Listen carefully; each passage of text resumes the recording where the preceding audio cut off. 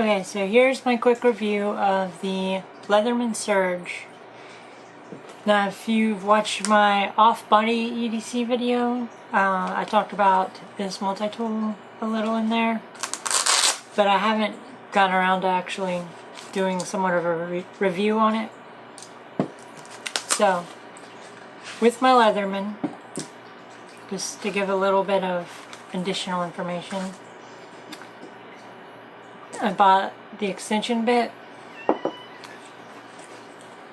the bit kit, which I think there's 40 different bits in here, and then of course the Leatherman. Now overall my experience has been overwhelmingly great with this. I'm not going to go through all the different tools because frankly there's a million of them in here. And I realize that's an exaggeration, but that's what it seems like when I look at this thing. So I'm trying to keep this video short, and we'll be here all day if I try to talk about all the different tools. So what all I've done with this is pretty amazing. I've done a good portion of rebuilding all the window motors in my car with this. I've done a lot of electrical work with this. I've cut PVC with the jigsaw blade that it has, and it actually worked very, very well for that. Overall, it's just a really amazing tool. I did spend quite a bit of money on it. I believe I spent around $150 for all of it. But for that $150,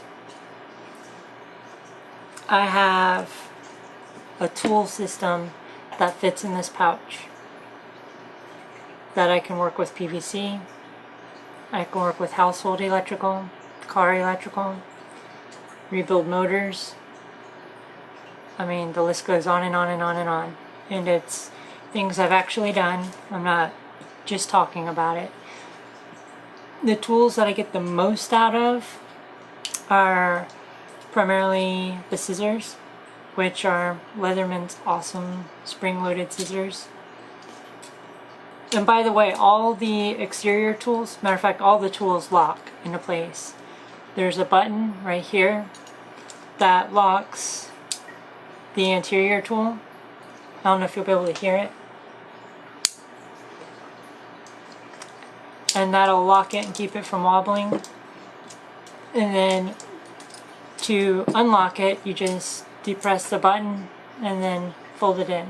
It's kind of like the locking bar on the back of a knife, a folding knife.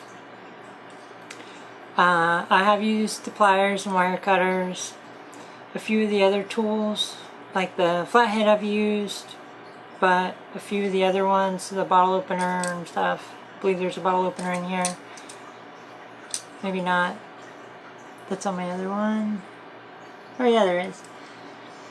I don't use those a whole lot. It's normally the bit kit, the scissors, the saw, and every once in a while I'll use the knife.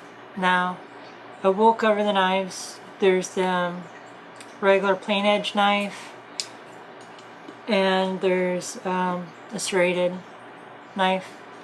I don't typically use the serrated one all that much just because I don't really have a need for it. But all the exterior ones lock like a liner lock system in a knife. It's right here. So I'll try to get some audio with that. That one's a lot quieter than the other one. And then to unlock it, you would just depress this tab and then it'll fold back in on itself. Out of the box, the knives came extremely sharp, and even though this isn't the more expensive version, they have one that has a lot better steel in it. I think this is just made from like 420 or something. I haven't had any issues with anything becoming dull or needing to be sharpened, and out of the box it came pretty much razor sharp. So overall, it was a wonderful buy. I couldn't be happier with it. I couldn't imagine not having it. And if you're in the market for Leatherman, be sure to check out some of their larger, more expensive models, because that's what I did. You know, there was a couple features in there that I really wanted.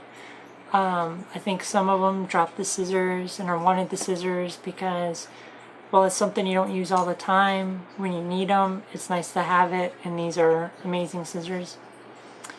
And it had the Bit Kit, which I really wanted. I was debating. They made two versions of this. One that had the smaller bit, which we'll try to get this on camera, but it's really itty bitty. The other version had a place where you could put this in there, and it's more of like a eyeglass style screwdriver. Was really considering getting that one, but that one did not have replaceable blades on the wire cutters. You see right here, there's a screw that you can swap the blades on, and that was a feature that I was really interested in because I'm insanely hard on everything I own, and having the option to put a new set of blades on really kind of sealed the deal for me. So yeah. One thing I have noticed about this, and I'm not entirely sure what caused it, I haven't really tried to look into fixing it because it doesn't bother me that much, but when I first got the Leatherman, the tools in each leg were very retained.